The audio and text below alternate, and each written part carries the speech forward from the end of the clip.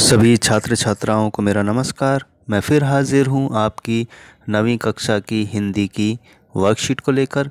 और हमें आज सवैये पढ़ने हैं रसखान जी के, और हमें करनी है पुनरावृत्ति। ये हमारा अंतिम सवैया है, चौथा। और कार्यपत्रक आपका है 73। तारीख है 30/12/2020।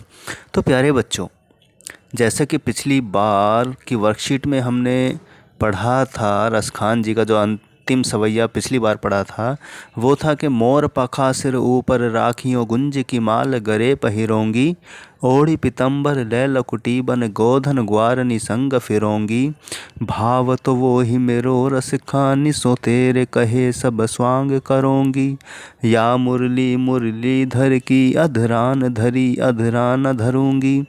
तो मतलब ये कि गोपियाँ कहती हैं कि कृष्ण जिस तरह से सिर पर मोर का पंख यानी उसका मुकुट पहनते हैं, हम भी पहनेंगे। गुंज की यानी कुंज की माला गले में पहनेंगी, पीले वस्त्र पहनकर लाठी लेकर ग्वालों के संग गाय चराएंगी। और मुझे तो वो भाव और वो इसलिए अच्छे लगेंगे, मैं उनका यानी कि सब तरह से नकल करूँगी जैसे कृष्ण करते हैं, लेकिन उनकी मुरली को अपने होठों से ना छूऊंगी, क्योंकि मुरली की वजह से ही कृष्ण हमसे दूर हो गए हैं। तो प्यारे बच्चों, कवि रसखान जी ने अंतिम सवैये में कृष्ण की मनोहर मुरली की धुन और उनकी आकर्षक मुस्कुराहट का वर्णन किया है, तथा कवि गोपियों की व्यवस्था का वर्णन करते हुए कहते हैं कि गोपियां चाहकर भी कृष्ण को प्रेम किए बिना नहीं रह सकती। तो प्यारे बच्चों, बहुत बार होता है हम जिसको खूब सुनाते हैं, कहते हैं, खूब लड़ते हैं, लेकिन उससे कहीं ज़्यादा गहरा प्रेम हमें उससे होता है। भले ही हम ऊपर से ना दिखाएं, लेकिन अंदर तो प्रेम ही प्रेम है। वही हालत गोपियों की है। गोपियाँ खूब शिकायत कर रही हैं, खूब लड़ रही हैं, उलाहना भी दे रही हैं, लेकिन कृष्ण से प्रेम करना वो नहीं छोड़ सकती। यही खास बात है रसखान जी की। उन्होंने अपने देखिए इस सवैये में क्या कहा है, कान निदे अंगुरी रहिबो जब ही मुरली धुनि मंद बजे हैं। गोपियाँ कहती हैं कि जब भी कृष्ण की मुरली बजेगी तो हम कानों में उंगली दे देंगी, यानी कि अपने कान बंद कर लेंगी। जब भी कृष्ण मुरली बजाएंगे हम वो नहीं सुनेंगी। मोहनितानन सोरस खानी अटा चढ़ी गोधन गे है तो गे है। और कहती हैं कि भले ही कृष्ण महल पर चढ़कर अपनी मुरली की मधुर तान क्यों ना बजाएं, गीत क्यों ना गाएं, लेकिन हम वो नहीं सुनेंगी। चाहे कुछ भी हो जाए, उनकी इन मधुर तान का हमारे ऊपर कोई असर होने वाला नहीं है। तेरी कहो सिगरी ब्रज लोग निकाल ही कहो कितना समझे है। और अगर उनकी मुरली की धुन गलती से हमारे कानों में चली गई, फिर हम अपने आप को रोक नहीं पाएंगी। ब्रज लोगनी काहले कऊ कितनो समझे है। फिर तो चाहे ब्रज के लोग कितना ही समझाएं, हम अपने को रोक नहीं पाएंगे। अगर गलती से भी कृष्ण की मुरली की धुन और उनकी मुस्कान हमें दिख गई और उनकी मुरली की धुन हमारे कानों में चली गई, तो हम बेबस हो जाएंगी और अपने आप को रोक नहीं पाएंगी, चाहे लोग ब्रज के लोग कितना ही समझाएं। माई रिवा मुख की मुस्कान संभारी नजे है नजे है नजे है। कि हे माई, कृष्ण के मुस्कान चेहरा जो मुख है उसकी मुस्कान इतनी मनमोहक है, इतनी आकर्षक है, इतनी अट्रैक्ट करती है कि हम अपने आप को संभाल नहीं पाएंगी, चाहे कुछ हो जाए। तो इसीलिए अब फिर से रिपीट कर लेते हैं प्यारे बच्चों कि रसखान ने इन पंक्तियों में गोपियों के कृष्ण प्रेम का वर्णन किया है। वो चाहकर भी कृष्ण को अपने दिलो दिमाग से निकाल नहीं सकती हैं, इसलिए वे कह रही हैं कि जब कृष्ण अपनी मुरली बजाएंगे तो वो उससे निकलने वाली मधुर ध्वनि को नहीं सुनेंगी। वे सभी अपने कानों पर हाथ रख लेंगी।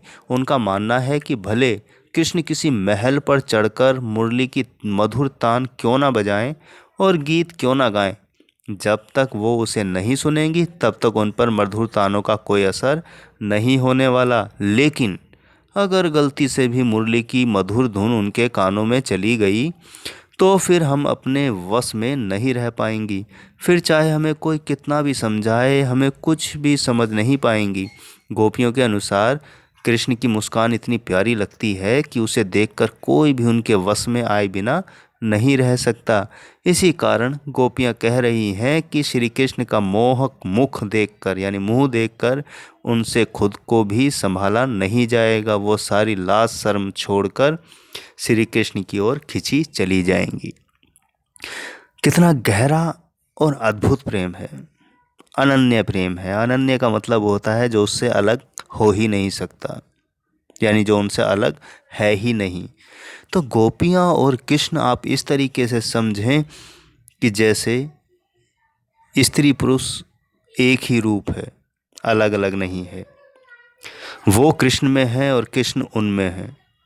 ये जो अद्भुत प्रेम है ये शायद ही देखने को मिलेगा प्यारे बच्चों। और रसखान जी ने कितने सुंदर शब्दों में इस चीज़ का वर्णन किया है कि वो कानों में उंगली दे लेंगी कि अगर वो उनकी मुरली की आवाज़ कहीं से आएगी भी तो कानों में उंगली दे देंगी, नहीं सुनेंगी। और अगर गलती से आवाज़ सुन ली तो वो अपने को बस में नहीं रख पाएंगी। और उनकी मुस्कान तो इतनी कातिल है, इतनी मनमोहक है कि देखने के बाद वो अपने आप को संभाल नहीं पाएंगे और सब कुछ लाज लोग सब छोड़कर समाज का ध्यान ना देकर वो कृष्ण की तरफ भागी चली जाएंगी। तो समझ आया बच्चों, प्रेम प्रेम होता है, प्रेम में स्वार्थ नहीं होता है। कृष्ण और गोपियों का प्रेम ऐसा ही है। आइए बढ़ते हैं प्रश्न उत्तर की तरफ। हमारा पहला प्रश्न है प्यारे बच्चों कि प्रस्तुत पद्यांश में गोपी क्या क्या नहीं करना चाहती। आइए इसका उत्तर देखें। पहला प्रश्न, प्रस्तुत पद्यांश में गोपी क्या क्या नहीं करना चाहती। उत्तर हमारा है श्री कृष्ण की मुरली की मधुर तान व उनके द्वारा गाए गए मधुर गीत को नहीं सुनना चाहती और न ही कृष्ण की आकर्षक मुस्कान को देखना चाहती हैं। यानी कि जो मुरली बजा रहे हैं वो धुन वो नहीं सुनना चाहती और उनकी आकर्षक मुस्कान को नहीं देखना चाहती। अगर देख लेंगी या सुन लेंगी तो वो उनके वश में हो जाएंगी। दूसरा प्रश्न हमारा है गोपियाँ श्री कृष्ण की आकर्षक मुस्कान को देखने से क्यों बचना चाहती हैं। तो उत्तर है श्री कृष्ण मुस्कान इतनी आकर्षक और मादक है कि उसे देखकर कोई भी उनके वश में हो जाता है। इसलिए गोपियाँ श्री कृष्ण की आकर्षक मुस्कान देखने से बचना चाहती हैं। कभी कभी लगता है प्यारे बच्चों जैसे एक छोटे बच्चे की जो मुस्कान होती है, जब वो तुम्हारी तरफ देखकर मुस्कुराता है तो तुम्हारे चेहरे पर भी मुस्कान आ जाती है और तुम उस बच्चे की तरफ खींचे चले जाते हो और देखते रहते हो और देखने लगते हो, क्योंकि उसकी मुस्कान ही इतनी प्यारी है, निश्चल है, क्योंकि उसमें छल कपट नहीं है, एक सच्चा प्रेम नज़र आता है। इसलिए वो बचना चाहती हैं गोपियाँ कृष्ण की मुस्कान को देखने से। तीसरा प्रश्न हमारा है कि प्रस्तुत पंक्तियों का भाव स्पष्ट करना है। माई रिवा मुख की मुस्कानी संभारी न जेह न जेह न जेह। तो इसका उत्तर है प्यारे बच्चों, यानी भाव है गोपियाँ कह रही हैं कि श्री कृष्ण की मनमोहक मुस्कान देखकर, उनका मुख देखकर उनसे खुद को भी संभाला नहीं जाएगा। वो सारी लाज शर्म छोड़कर श्री कृष्ण की ओर खिंची चली जाएंगी। अर्थात गोपियाँ चाहकर भी कृष्ण के वश में होने से नहीं रोक पाएंगी। तो कृष्ण की मुख की हे माँ, कृष्ण की मुस्कान देखने के बाद हम खुद को भी ना समझा पाएंगी ना रोक पाएंगी। इसलिए वो उनकी मुस्कान और उनकी मधुरतान को नहीं सुनना चाहती। चौथा प्रश्न है प्यारे बच्चों कि जिस पंक्ति में रसखान जी का नाम आया है उस पंक्ति को लिखिए। उत्तर है मोहिनी तानन सो रस खानी अटा चढ़ी गोधन गए हैं तो गए हैं। इस पंक्ति में रसखान जी का नाम आया है। अब प्यारे बच्चों पांचवा जो हमारा प्रश्न है वो शब्दार्थ का है। जो हमने ये पद्य पढ़ा, सवैया पढ़ा, इसमें किन किन शब्दों के अर्थ आपको समझ में आए वो लिखने हैं। तो कुछ शब्द दिए गए हैं, यहाँ हमने उनके अर्थ लिख दिए हैं। काननी होता है कानों में, मोहिनी होता है मनमोहक, काले ही चाहे, देय डालकर या रखकर, गे हैं गाते हैं, बजे हैं बजती है या वाह कृष्ण के लिए प्रयुक्त हुआ है। अंगुरी अंगुली यानी उंगली, तानन तान या संगीत, समझे है समझाए, रहीबो रहती हूँ, सिगरे मतलब सारे, गोधन मायरी हेमा, धुनी ध्वनि, टेरी फिर, संभारी संभलती, न जे है नहीं जाती।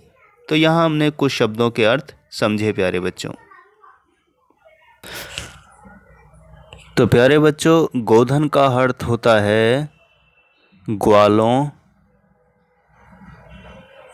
द्वारा गाया जाने वाला गीत, गाया जाने वाला गीत।